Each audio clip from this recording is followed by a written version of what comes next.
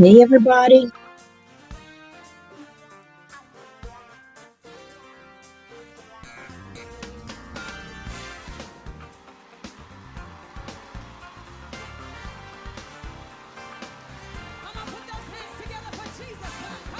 Hey, everybody. Hi, replay people. I heart you. As we give a moment for live people to join us. Hi there. I heart you.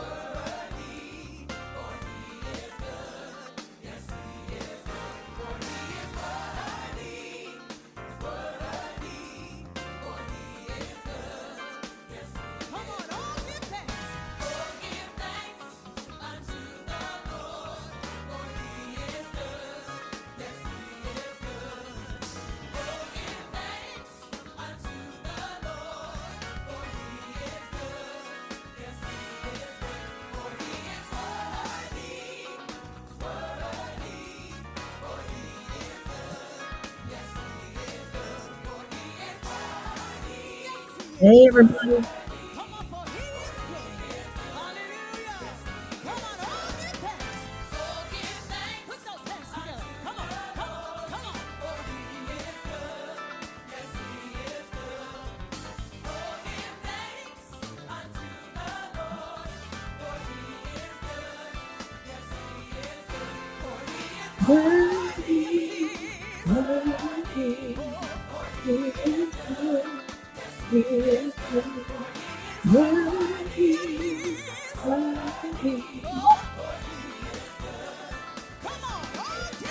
Yeah.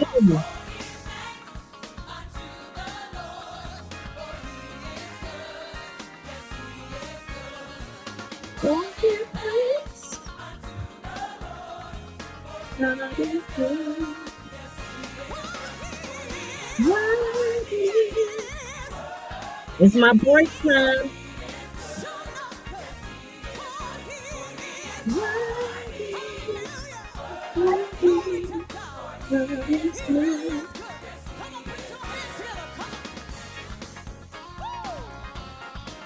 This is my current song. Right.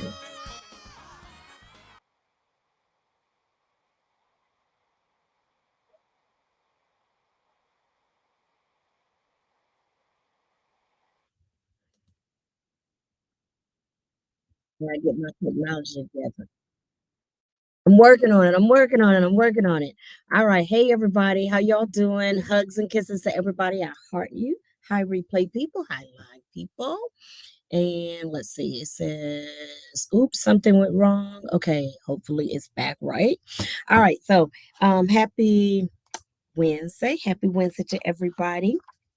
And welcome to the midday moment. I take a break out of my day here in the middle of the day so that I can honor my practice, have some time to make sure that I'm being censored, I'm being reflective, I'm being intentional, that I'm being grounded in my day.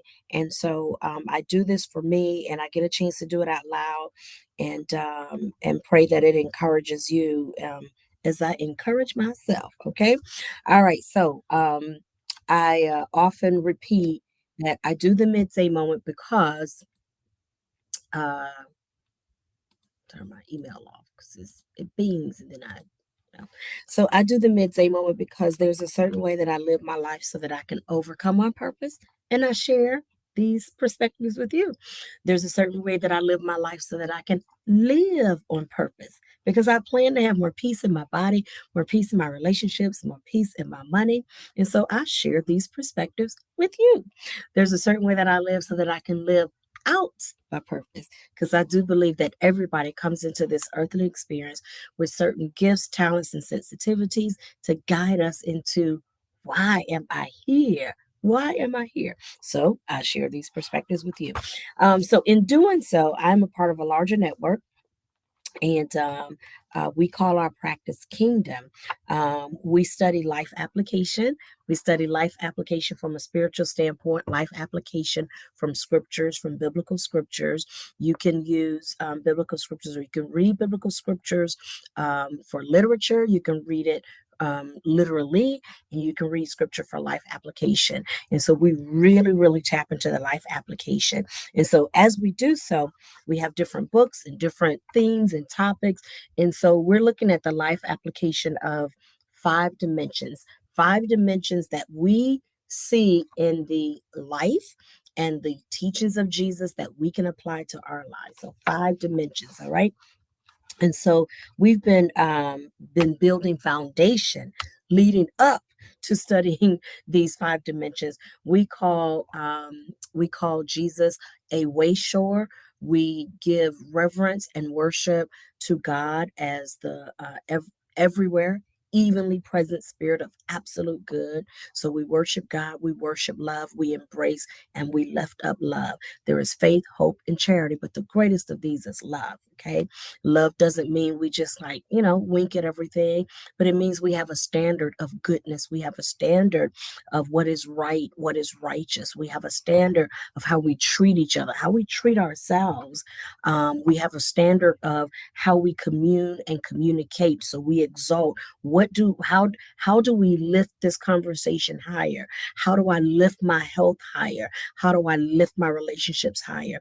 How do I lift the process of wealth higher, so that I'm not living in greed and all of that? So so as we worship in that way, we study Jesus as a wayshower, as a demonstrator of that worship. And Jesus constantly said in scriptures, don't worship me, worship God, but I'm showing you the way. And so as the way shower, we take note of him as a model for per se, a really good role model of what it means to be fully human and fully divine. So as we have been preparing, so you can get the book, as we have been preparing for the book, we've been laying some foundation along with taking note from the daily download. And I put the daily downloads here on the Midday Moment page, right? And so we took a look at, for example, in our foundations, this is part 6 of the foundation. So we took a look at how Jesus shows us what to say about ourselves. Sometimes you say really ugly things. We're taught to say ugly things about ourselves. We are taught to talk negative, to think negative. Oh, I can't believe I did that. Oh, I'm such a this, and it's amazing how we treat each other and train each other to speak unkindly about ourselves. And so Jesus has a language pattern where he talks about himself as, I am the light of the world, and so are you. You are the light of the world. I am light. I am light. We learn to really speak the truth of who we are. I didn't say we act like light all the time. That's not what I said. We don't act like light all the time, but we really are. But it's up to us to turn our lights on. And so we spent some time in foundation studying what Jesus says about himself, because what he says about himself is a model of what we say about ourselves. So that's just one of my favorites. Okay, that I am light. Okay. And so we practice that. What Jesus did shows us what to do. How he treated people shows us how to treat people. How he participated, led people, ushered people into healings and miracles. That's for us. We have that within us to lead, usher people into healing. So we studied that. Then we took a moment to look at the fact that Christ is not Jesus's last name. Christ is a consciousness, it's a mentality. Then we took a moment to look again at the pattern, that Jesus is a pattern for us to study. And then we started looking at the fact that Jesus shows us process. Okay, when we read about Adam, no matter how literal or figurative, okay, that's for you to debate. I'm not interested in that debate. Adam appears, Jesus, a process. Okay. Born with controversy. All right. Pre-existed, birth, life. So that's where we were for that first part of that teaching, that there's a process. He doesn't just appear like Adam, but he shows us that there's a process in life. So there's a pre-existence. I have a purpose. There I am a thought before I even showed up. That's what we see in Jeremiah. In the story of Jeremiah, Jeremiah has a conversation, and God says, before you were born, I called you. And so we have a beginning in love, a beginning in divine mind. And so there's pre-existence, birth, and life. So we see that as a process. And I literally just use that time in the midday moment to encourage you to be open to the process. Stop trying to rush stuff. It's a process. Okay. Pregnancy, giving birth, it's a process. All right. There's a process. And then we went from there and we went into the next part of the process, which is ministry, death, and burial. Okay. And so I shared and gave some of my reflections on ministry, death, and burial. And I really honed in on the fact that this was yesterday, that too many times we are afraid of the death burial, but it's important to learn how to let go. That's what fall, spring, summer, and winter is about. It's about being able to accept the fact that I had a summer and now I release the summer and I go into the fall. Now, I know Florida, we don't have the same four seasons like everybody. I get that. But we do have a little bit, okay? And we have to recognize, okay, summer, summer has passed, or hurricane season is upon us. So let's get ready and, make sure you got your waters and your light bulbs or whatever. So death burial for me, what stood out yesterday was the fact that some people have not gotten to a point in various areas of their lives where they're able to say, I've experienced it and I give gratitude for it, and now I move forward. I experience it, I release and let it go. And now I move forward. And sometimes it's because of a childhood trauma or a relationship or whatever the case may be. It's all different reasons why sometimes we're not in the healing, we haven't experienced the health, where we haven't experienced the health of being able to release and let go. And I even mentioned a little bit about hoarding. When I cleaned out my old office to come over here to my new office, it was amazing to me how much I had hoarded because I was not practicing the health to release and let go, the death and the burial. All right. Now, today we're on the next part of the process. The next part of the process that we see in what we call the life cycle of Jesus. Is that after the death and the burial, you have resurrection, ascension, intercession, and second coming. I desire to focus a little bit on the resurrection, okay? Because a lot of times we desire a resurrection, but we didn't. But there's been no burial. I may have mentioned this yesterday. We desire resurrection, but there's been no burial. I did mention this yesterday, so I'm tapping it. I'm leaning into it again. Um, because the resurrection is, yes, wow, look at this, it's alive, it came up, yeah, but before that there was a death, there was some grief to it, there was some grieving, there was a whole process for this burial. And many times in life we good for the resurrection, but yet again we don't like what comes before the resurrection, which is a death and a burial. Something has to die, something has to let go. And sometimes we have to trust the process to let things go.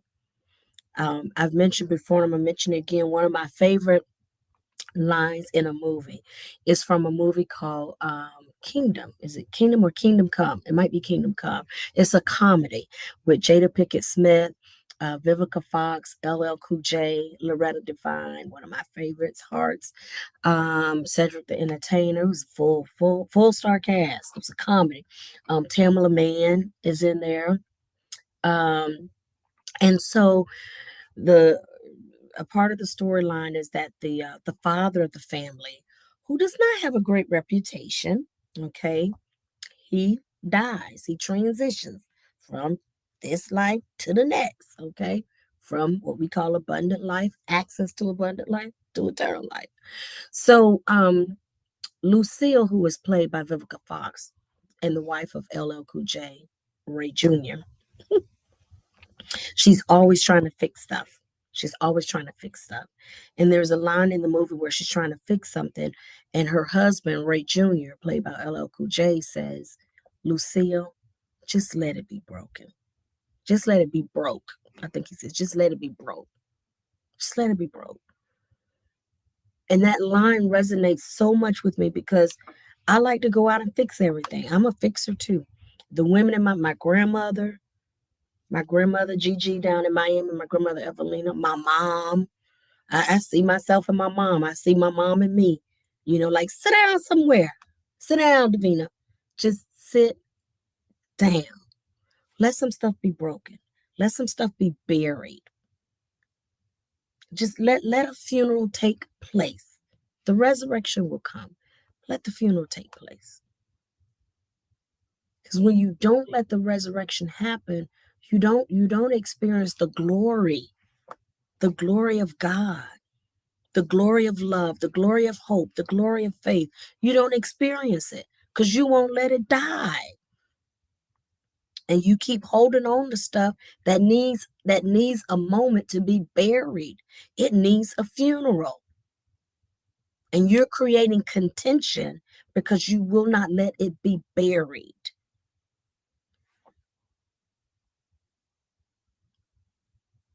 You can apply this in so many different situations, professionally, personally, relationally. Some stuff you just need to let go, let it be buried. You're making a financial decision. Well, you might have to let that thing be buried. And you have to have the discernment to know when something needs to die. Like it's just time to let this house go. It's time to let that car go. Or we've been working on this deal, really been trying to push this deal through. Maybe you need to let that deal die. Let that deal be buried. Sometimes you just need to let that be buried so the resurrection can come. And that you can glory in the hope, the faith, the trust that was sown into that funeral. That's my observation today. That's it. That's my observation. Don't be afraid of the funeral. That way you can experience the resurrection, because with the resurrection comes glory. Whenever you read about the resurrection, this was done for the glory of God, for the glory of love, for the glory of hope, for the glory of faith, so that people's faith will be stirred. Can't have no faith stirred because you didn't let nothing die.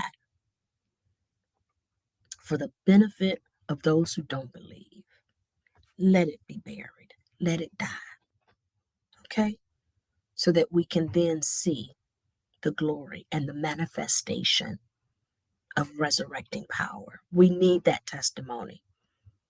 We need the testimony of resurrection. But in order to have it, we got to let some stuff die.